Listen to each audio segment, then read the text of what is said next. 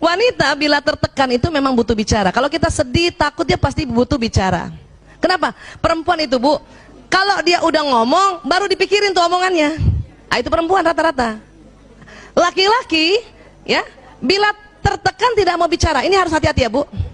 Kalau suami ibu sampai di rumah, kemudian ibu lihat, ya, dia kayaknya sedih banget mukanya, ya, karena 10 menit tadi. Setelah 10 menit masih sedih, kan ibu tanya kan, Abi sedih ya? Iya.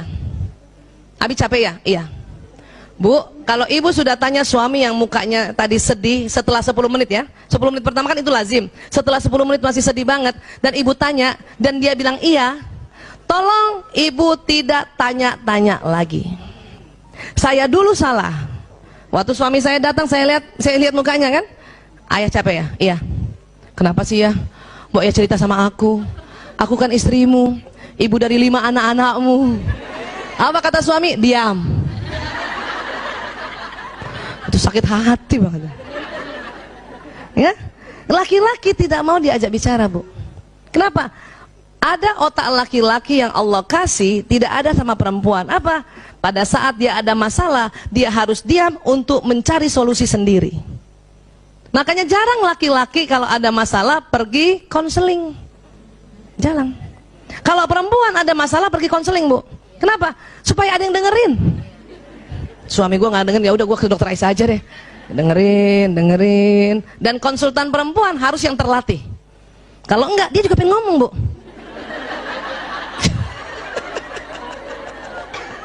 Pasiennya perempuan, udah cerita, dia juga pengen cerita. Makanya konsultan perempuan itu, psikolog perempuan atau dokter konselor perempuan ya, itu harus terlatih untuk dengar. Sudah selesai semua, tinggal memetakan. Ya, laki-laki enggak. Dan ingat, laki-laki mau cerita sama istrinya kalau masalahnya ini sudah ada alternatif solusi. Jadi ibu tenang aja, nanti dia cerita kok. Termasuk anak kita kalau datang. Ya, sayang, kok kayaknya marah ya? Iya bun, Mbok ya cerita sama bunda. Bunda kan ibumu yang melahirkanmu. Sebetulnya anak laki mau bilang diam, tapi takut durhaka.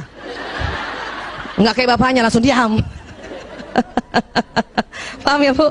Ya, biarin. Jadi gimana Bu Aisyah? Bilang sama suami, ayah capek banget ya? Iya. Ini minum, ini makanan. Ya, kalau mau ngobrol panggil aku ya. Ah gitu. Gitu, udah kita jauh-jauh dikit. Biasanya sambil nonton TV tuh. Mukanya gitu. Ya. Anak juga begitu, anak laki-laki. Ya, kakak capek ya? Iya bun. Ya udah ini makan, ini minum. Kalau mau cerita kapan-kapan panggil bunda ya. Belum tentu hari itu dia mau cerita bun, bisa jadi minggu depan.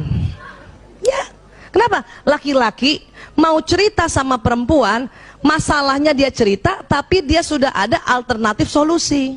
Supaya apa? Laki-laki ingin dianggap sebagai pahlawan. Bun, ada PHK di kantor aku. Oh ya gitu ya. Terus apa kebijakan ayah? Ah tanya gitu. Ya, ya aku sih sebenarnya susah banget ya ambil keputusannya, saya mutasi aja. Oh gitu, insya Allah kebijakannya Abi ya itu manfaat cia gitu dong. Ya, nah itu jangan kita suami cerita, bun, ya di kantor ada pemecatan PHK, terus kita diam aja. Oh, itu nggak suka laki-laki. Walaupun kalau kita ngomong dia begitu. Tetapi kalau dia yang lagi cerita, kita harus tanggapi dengan berapi-api dan lihatlah dia sebagai seorang pahlawan. Bisa Bu? Coba latihan di kacanya berbinar-binar ya. Oh, terus gimana Abi?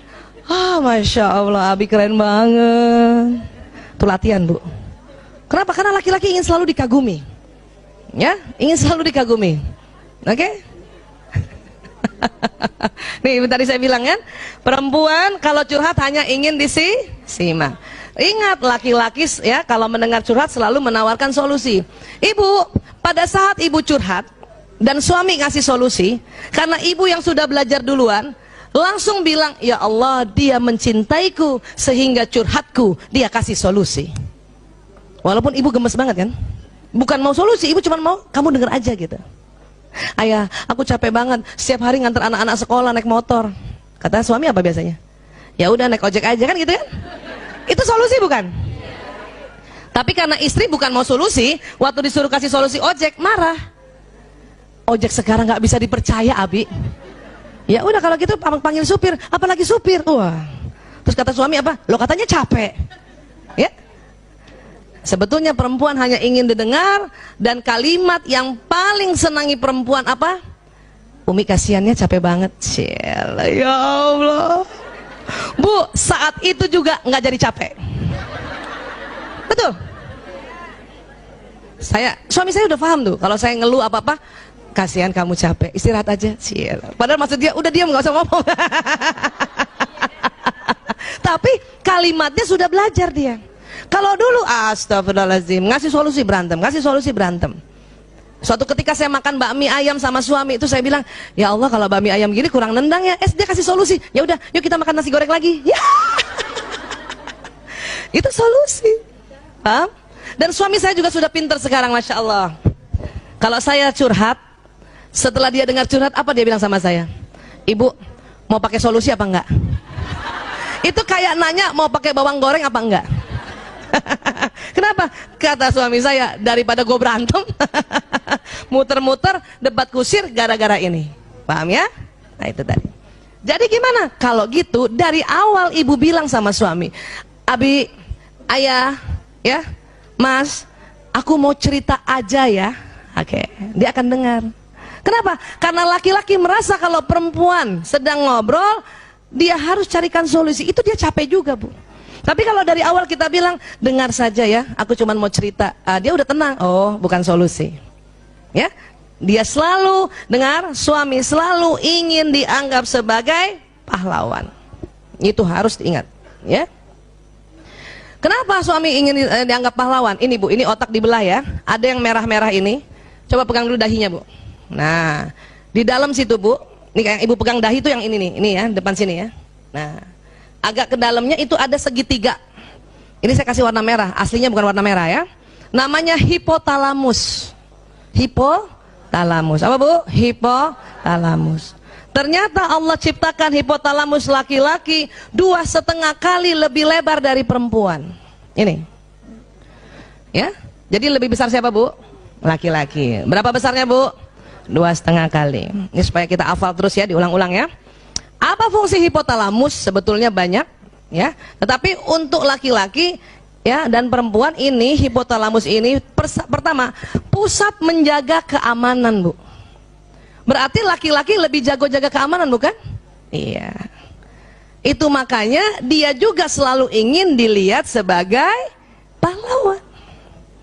Ini harus kita ciptakan Bu. Bu Aisyah, tapi kan kita pura-pura. Enggak pura-pura Bu. Kita harus create. Kita harus memang buat suasana seperti itu. Bukan pura-pura.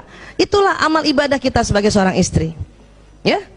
Banyak suami-suami lagi ngobrol sama temennya, cerita tentang kehebatannya, kita ngomong apa dalam hati? Bohong. Apalagi kalau temennya lihat kan, itu bahaya banget Bu. Ya. Biarin, kalau suami cerita walaupun dia sesungguhnya, ya, dia bukan berbohong. Dia sedang negosiasi. Ya, kalau ada temennya tanya, ya, kamu punya chat nggak? Punya? Walaupun nggak punya tuh, itu negosiasi. Kita juga harusnya mendukung. Ya betul, insya Allah ada punya. Jangan. Oh.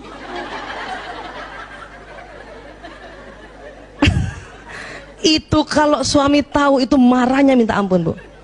Ya Allah, karena kita menjatuhkan, nggak mau dia. Itu yang bikin setiap hari akhirnya apa? Dia dendam sama kita. Sehingga dia mencari perempuan yang menganggap dia seorang pahlawan. Wah Allah, ya, paham ya Bu? Ini pusat. Kemudian apa lagi? Ini, kalau perempuan ini yang tebal nih, yang di tengah putih, namanya corpus callosum. Apa Bu? Corpus callosum. Lagi sekali lagi, corpus callosum. Yang mana sih Bu Aisyah? Itu otak di tengah Bu, bagian tengah tuh, putih. Nah, perempuan lebih tebal. Perempuan lebih tebal. Karena lebih tebal 30%, maka perempuan bisa mengerjakan lebih dari satu pekerjaan berbeda dalam satu waktu. Ibu sering gitu kan? Masak, suapin anak, balas WA, kakinya ngepel sambil balas WA. Balas WA, pantatnya tutup lemari gitu. Ya. Ya Bu. Siapa ibu pernah kalau punya wastafel di kamar mandi, ibu sikat gigi kan? lihat jendela berembun kan, itu sambil ngilap ya. Kadang kaki ngambil baju kotor yang jatuh iya Bu. Siapa ibu yang bawa mobil antar anak zaman dulu tuh, apalagi ya, bawa mobil, anak belum makan disuapin, betul Bu. Masih bisa kita dengar qiraat ya dari kaset, masih bisa pasang alis, itu perempuan. Bahkan ada gurunya teman anak saya perempuan itu, dia naik mobil, dia naik motor dan selalu pakai helm, tapi sambil dia naik motor bisa pasang alis Bu. Itu perempuan, keren banget. Kok bisa Bu Aisyah? Enggak, dia tahu dari rumahnya ke tempat dia kerja melewati 4 lampu merah. Jadi lampu merah pertama kan, lampu merah ada angkanya kan, jadi kita udah tahu kan, 30, 31 kan gitu. Dia buka helm, pasang sebelah. Kadang baru setengah yang sebelah, udah, ya Allah, udah tutup helmnya dia. Apa? Dia perkirakan lagi lampu merah kedua. Ya, lampu merah kedua ternyata hijau.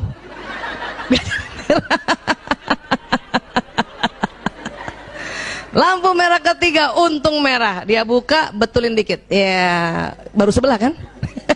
Lampu merah keempat enggak, merah hijau, makanya sampai pekarangan sekolah baru sebelah.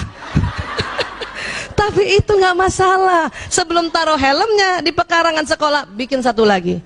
Luar biasa, itu karena otak kita yang korpus kolosumnya lebih tebal.